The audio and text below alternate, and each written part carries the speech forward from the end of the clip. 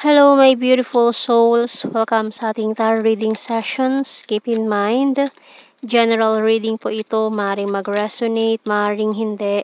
Kunin nyo na lang po kung para sa inyo and leave the rest. Maaaring mag-shift the energies or magkabaliktad ang sitwasyon. Kaya kayo na pong bahala kung saan kayo nakalugar sa reading natin. Okay, so let's see.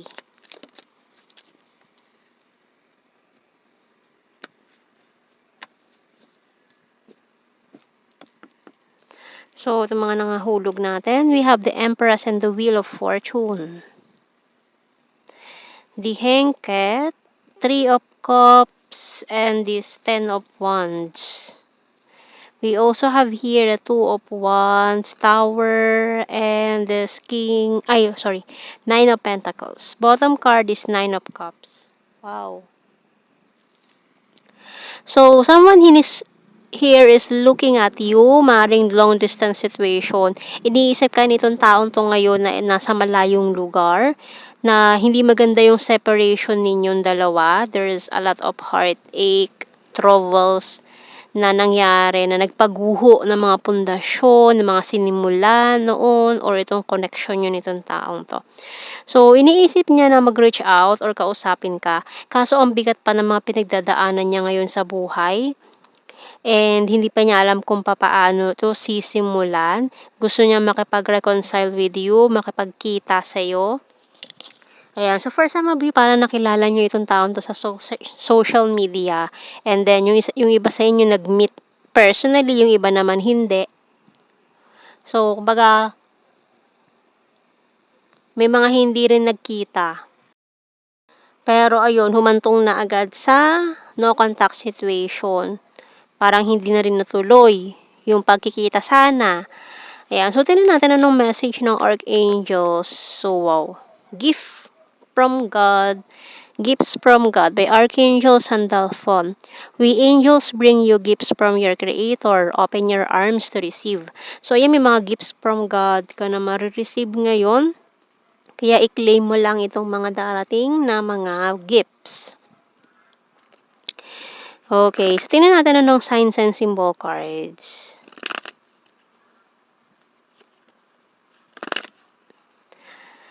Ayan, pero kasi itong parang wish fulfillment na mangyayari once na magkita kayo or magkita ulit kayo.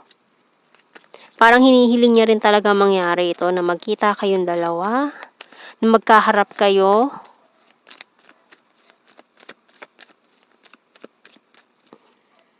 Maaaring hinihiling niya ito eh. Hinihiling niya talaga na magkita o magkaharap kayong dalawa para masabi niya yung gusto niyang sabihin.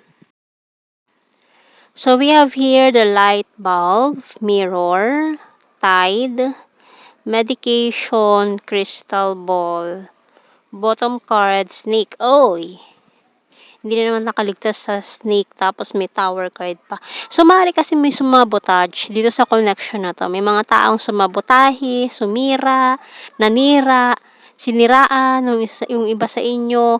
Kaya, gumuho itong mga pundasyon na itinayo or binuo ninyo nitong taong to. Ayan. So, may mga naniwala sa mga sulsol ng iba, sa mga sinabi ng iba, sa mga payo ng iba na hindi nakatulong, mga ganyan, na imbis na nakatulong, nakasira pa, yung mga ganyan. So, ayan, tingnan natin sa Tarot Messages Oracle Cards. You're my destiny. Pero kung kayo talaga yung nakatadhana, wala eh. Walang magagawa itong mga taong to na ayaw sa connection nyo. Letting you go, walking away. I want to protect you. Husband, wife material. I'm addicted to you. Patiently waiting. Ayan, waiting pa rin. And business is business.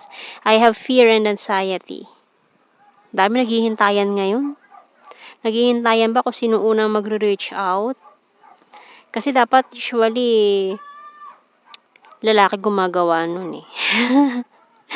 Ayan. So, syempre, depende rin kung sino talaga yung may ginawang hindi maganda, 'di ba?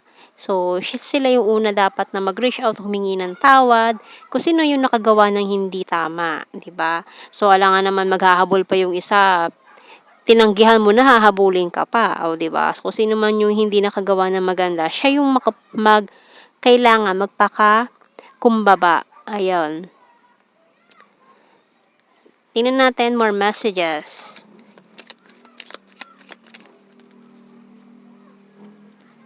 We have here, I want to feel that way again. Ayan, I look for you everywhere. I couldn't let you get close to me. I wish I could take back my words. So, may mga masasakit din na salita na nabitawan na gustong bawiin. Ayan. I love you. I replay our conversations over and over. We both know I'm not the one for you. And I left when I saw you with someone. So, may third party pa na naganap. Ayan. And I hide behind material things. Kuha tayo ng initials. Letter G. K. M. A. H.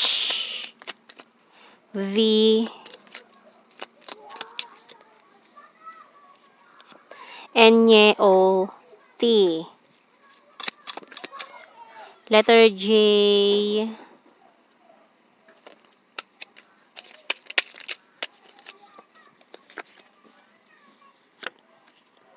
Letter E and I. And let's see sa ating blue card. We have here, ayan o, guilty. Karmic relationship. And chaser, ayan, gusto maghabol. May chance pa ba? And let's see sa ating general signs and messages.